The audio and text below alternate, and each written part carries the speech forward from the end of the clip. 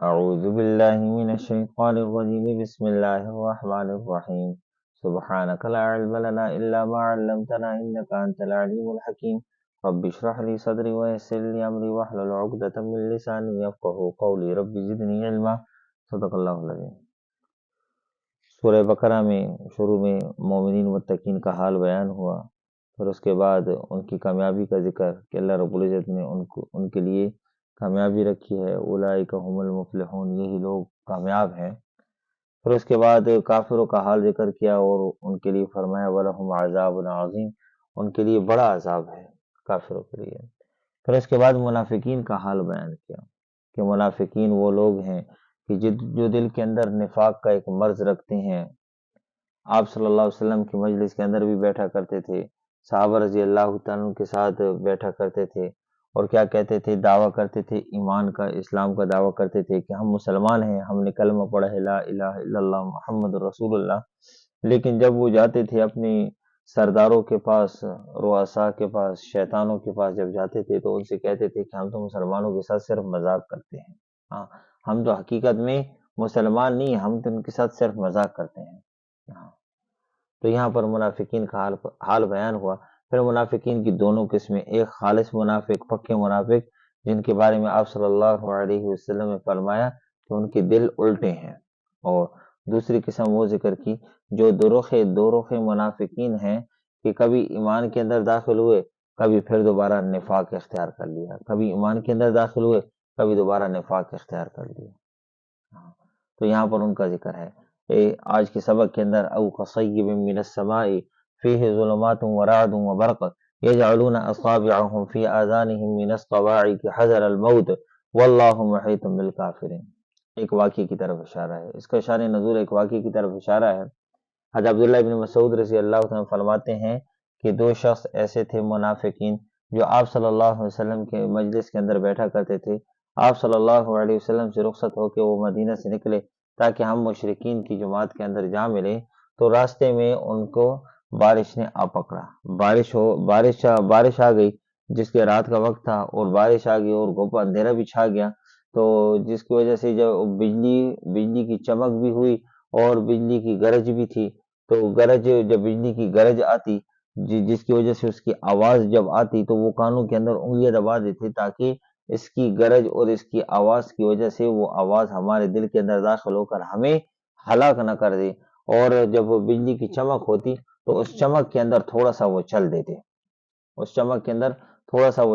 پھر جب وہ چمک ختم ہو جاتی پھر وہ ٹھہر جاتے، جس کا ایک نقشہ یہاں پر ذکر کیا یکاد البرق یخطف ابصارہم، قریب ہے کہ بجلی اچک لے ان کی آنکھیں، یعنی ان کی بینائی قریب ہے، بجلی اتنی تیز ہوتی ہے نا، قریب ہے کہ اللہ فرماتے ہیں کہ ان کی آنکھوں کی بینائی یہ بجلی اچک لے، ختم کر دے، لیکن کیا فرمایا کلما اضاء لهم مشوا فیہ، جب چمکتی ہے ان پر تو چلنے لگتے ہیں اس کی روشنی۔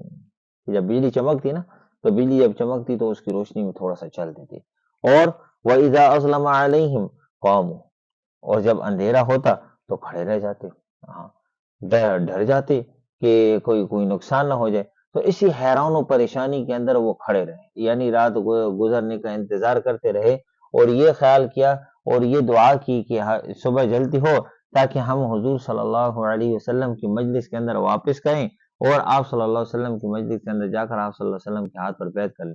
اور صبح ہوئی، جب بادل چھٹ گئے اور صبح کی روشنی چھا گئی، تو آپ صلی اللہ علیہ وسلم کی مجلس کے اندر چلے گئے، اور آپ صلی اللہ علیہ وسلم کی مجلس کے اندر جا کر آپ صلی اللہ علیہ وسلم کے ہاتھ پر بیعت کر لی۔ ان منافقین نے، ان دونوں نے بیعت کی اور پکے مسلمان ہو گئے، ہاں، یعنی اپنے نفاق کو چھوڑ دیا۔ تو یہاں پر اس قسم کے منافقین کا حال بیان ہوا، اس سے پچھلی آیت کے اندر خالص منافقین کا حال بیان تھا، اور اس آیت کے اندر، ان دو آیتوں کے اندر ان منافقین کا حال بیان کیا جو کچے ہیں، یعنی پکے پورے، یعنی ان کا نفاق ہیں، وہ بھی منافق ہیں، لیکن ان کا نفاق وہ پہلے پکے منافق جو خالص منافقین ہیں ان سے ان کا نفاق تھوڑا کم ہے۔ جس طرح آپ صلی اللہ علیہ وسلم کی ایک حدیث مبارکہ ہے، دل چار قسم کے ہیں۔ پہلی قسم کا دل وہ صاف شفاف دل ہے، جس دل کے اندر روشنی بھی ہے، اور یعنی جس طرح روشنی ہوتی ہے نا، چراغ کی روشنی، اس طرح وہ دل جو ہے وہ روشن دل ہے. ہاں، اور دوسری قسم کا دل جو فرمایا آپ صلی اللہ علیہ وسلم نے کہ وہ پردے والا دل ہے، اس کے اوپر پردہ پڑا ہوا ہے. تیسری قسم کا دل آپ صلی اللہ علیہ وسلم نے فرمایا کہ وہ الٹا دل پڑا ہوا ہے، الٹا ہے. وہ آپ صلی اللہ علیہ وسلم نے فرمایا کہ یہ خالص پکے منافق کا دل ہے. اور چوتھی قسم کا دل جو ہے فرمایا وہ دو رخ دل ہے. کبھی دل کے اندر ایمان داخل ہو جاتا ہے تو کبھی دل کے اندر نفاق داخل ہو جاتا ہے. تو پہلی قسم کا جو دل ذکر فرمایا جو صاف شفاف دل ہے، روشن چمکدار دل ہے، تو آپ صلی اللہ علیہ وسلم نے فرمایا یہ مومن کا دل ہے. اور جو دوسری قسم کا دل ذکر فرمایا کہ جس دل کے اوپر پردہ پڑا ہوا ہے، غلاف پڑا ہوا ہے، فرمایا یہ کافر کا دل ہے. ختم اللہ علی قلوبہم وعلی سمعہم وعلی ابصارہم غشاوہ. ان کے دلوں پر اللہ نے مہر لگائی ہوئی، ان کے دلوں کے اوپر پردہ پڑا ہوا ہے. اور تیسری قسم کا دل جو ہے جن کا دل الٹا ہے تو فرمایا یہ پکے خالص منافق کا دل ہے.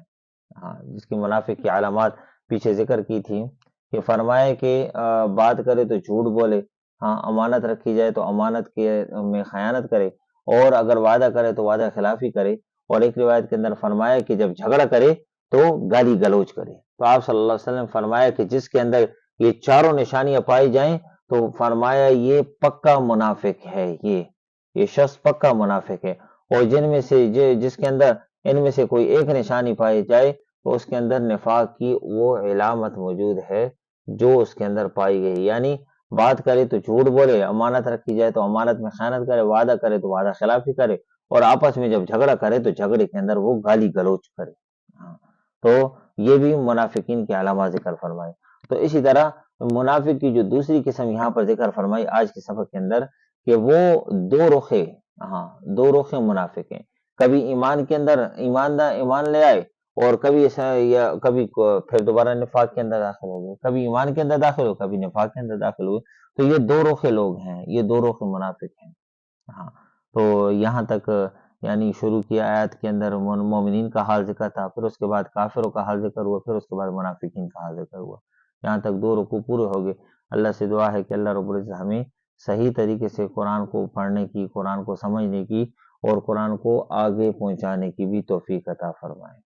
ہاں، اور آج آخر میں اس رجب کے حوالے سے کچھ اور معلومات ذکر کرنی مقصود تھی کہ رجب کے مہینے میں جو ایک واقعہ ذکر ہے یعنی معراج کا واقعہ، اور اکثر روایت کے اندر آتا ہے یہ 27 رجب کو ہوا. تو اکثر لوگوں کا ایک خیال ہے، یعنی ان کا ایک یہ کنسیپٹ بنا ہوا ہے کہ یہ 27 رجب کو جب یہ واقعہ ہوا تو یہ 27 رجب کو ہم نے روزہ رکھنا ہے. تو یہ 27 رجب کو روزہ رکھنا کسی کی دل آزاری کرنا مقصود نہیں ہے، کسی کی دل آزاری کرنا مقصود نہیں ہے، لیکن اصل میں مقصود کیا ہے، ہم دیکھیں اس عمل کو جو آپ صلی اللہ علیہ وسلم نے کیا، ہم دیکھیں اس عمل کو جو صحابہ رضی اللہ تعالیٰ نے کیا. کیونکہ آپ صلی اللہ علیہ وسلم نے فرمایا اصحابی کالنجوم فبأیہم اقتدیتم اہتدیتم. میرے صحابہ ستاروں کی مانند ہے، جو جس کی اتباع کرے گا منزل کو پائے گا. کسی کی دل آزاری کرنا مقصود نہیں ہے، مقصود یہ ہے کہ ہم اپنا اتباع کا طریقہ دیکھیں، ہم کس کی اتباع کر رہے ہیں. ہاں، اللہ نے کیا فرمایا، من یطع اللہ والرسول فاولئک مع الذین انعم اللہ علیہم من النبیین والصدیقین والشہداء والصالحین وحسن اولئک رفیقا. ہاں، تو ہم دیکھیں ہم کس کی اتباع کر رہے ہیں.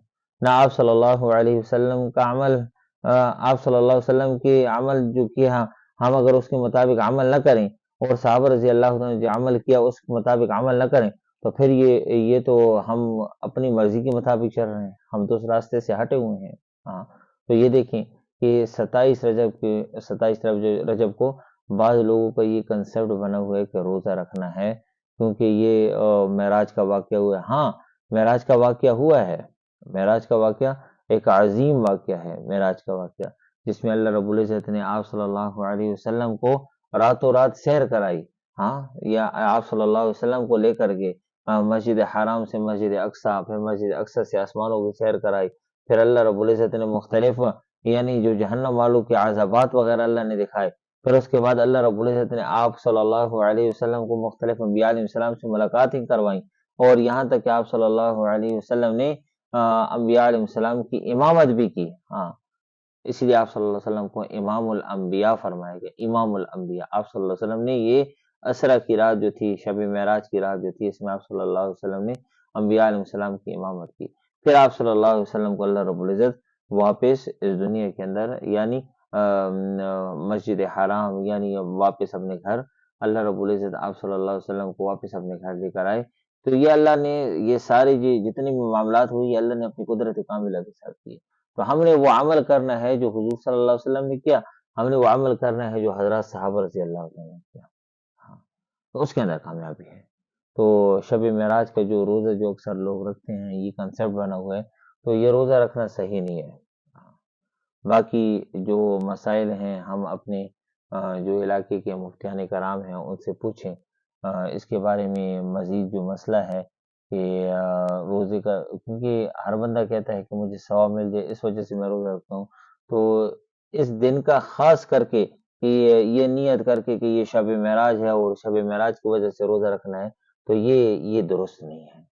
باقی اللہ رب العزت ہمیں بدعات سے محفوظ فرمائے اور صحیح طریقے سے دین کے مطابق زندگی گزارنے کے اللہ ہم سب کو توفیق عطا فرمائے. وما علینا الا البلاغ.